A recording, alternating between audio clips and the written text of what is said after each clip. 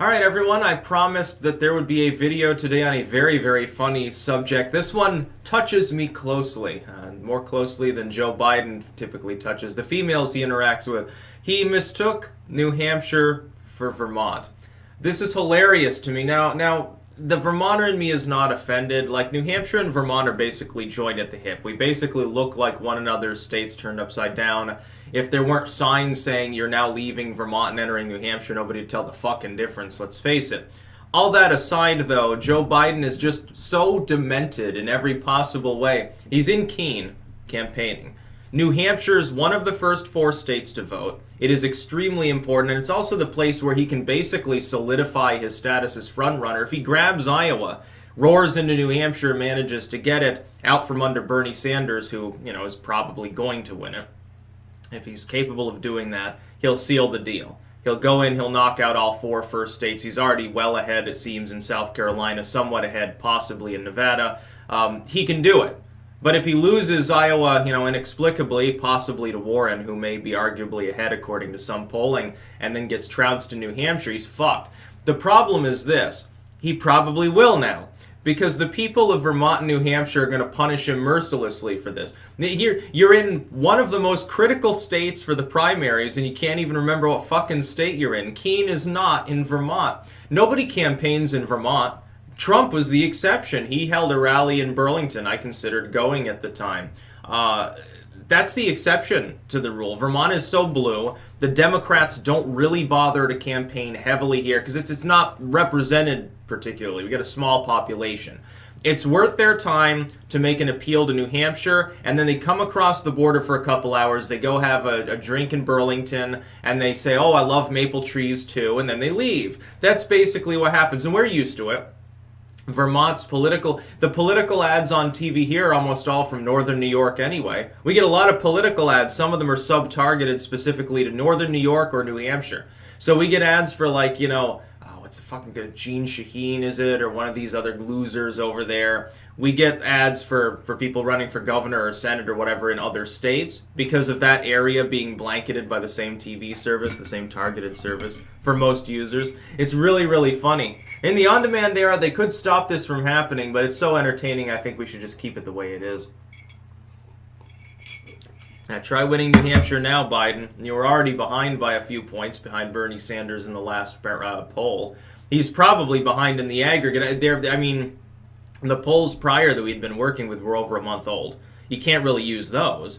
The newest poll shows Bernie Sanders ahead. It conforms to what I would expect would be the reality, which is that Sanders can win the state while being 10 points behind Biden in the national vote because he's got the Sanders ability. It's the home field advantage for him in New Hampshire.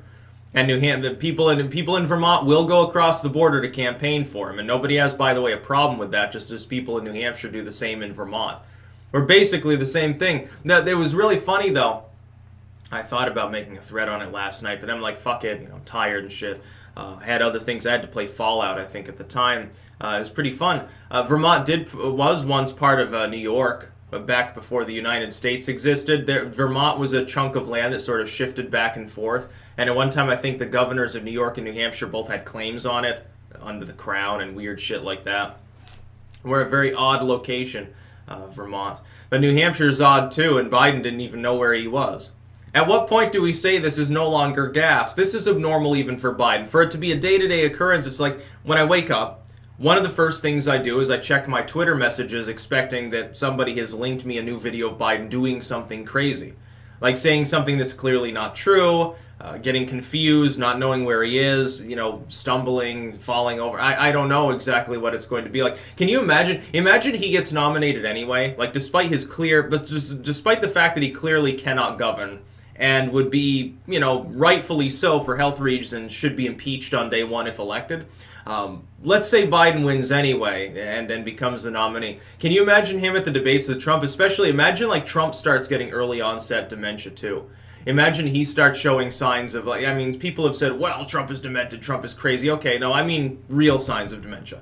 I mean like not knowing where he is, to an uncharacteristic degree being unable to speak and with any flow, making constant errors. He doesn't have that problem.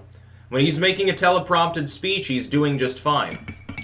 And him using the wrong word or sentence there and insinuating that there were airports during the Revolutionary War, I think. That doesn't really count because it looked like it was typed up wrong and he was just reading it verbatim.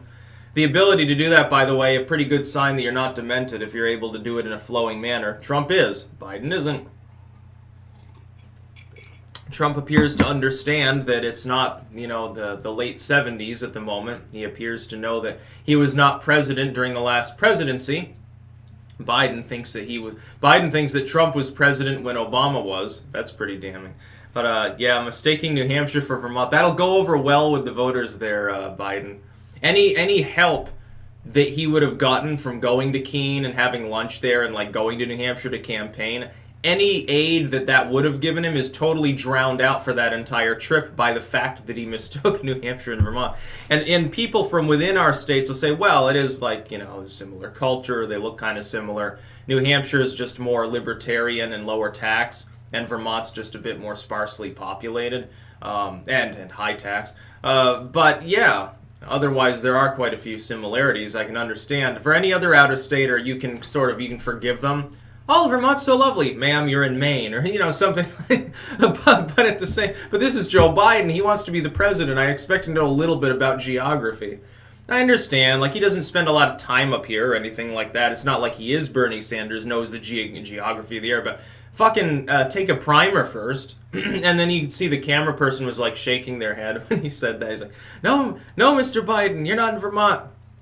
Did he go to any strip clubs over there? I think New Hampshire still has a couple of strip clubs. They kicked them all out of this state. Did he go over and play touchy-feely? With his wife's full knowledge and consent, she appears not to give a damn. She thinks she's going to be president of the United States when Biden can't govern. He'll be too forgetful, and to avoid a national incident, she'll just sign the paperwork, I think is her goal. Maybe she's the one who's power-mad and crazed and stuff. I thought it was funny, though. This is a little bit tongue-in-cheek, because it's not so much feeling insulted. It's like Vermont doesn't matter politically, really. But it's fucking hilarious. Joe Biden, he can't even remember he's in New Hampshire. It's really funny, because, I've been in Keene a dozen times, so it makes it even funnier to be from the region. I'm sure people understood that there would be a video on this today, and it would be sort of the main video. It brightens my day having something to chuckle about, like watching a crazy old man totally fuck his own career. There's nothing better for it in the world. That's about all. Peace out.